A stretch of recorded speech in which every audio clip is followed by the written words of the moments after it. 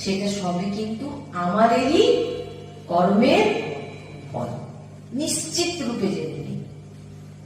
আর আপনি যত প্রয়াসও করুন, আপনি হাজারো চেষ্টা করুন, আপনি এই কর্মকে মেটাতে পারবেন না। আপনাকে ভোগ করতেই হবে। যে আপনি ভাবছেন যে আপনি ভগবানের নাম করছেন, অনেক জপ করছেন, কেন এত দুঃখ আমার জীবনে, কেন আমার সঙ্গে এত অত্যাচার হচ্ছে।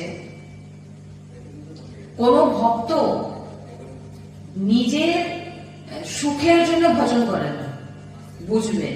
কোন ভক্ত নিজের সুখের জন্য কিন্তু ভজন, আপনি মালা জপ করছেন কোনো কারণ আছে যে না আমার এই কাজটা আমার পূর্ণ অর্জন হবে, আমি ভালো গতি পাবো, আমি অমুক তমুক, ভক্ত এগুলো চায় না। ভক্ত নাম জপ করে তার ভগবানকে সে প্রাপ্তির জন্য। এই জন্য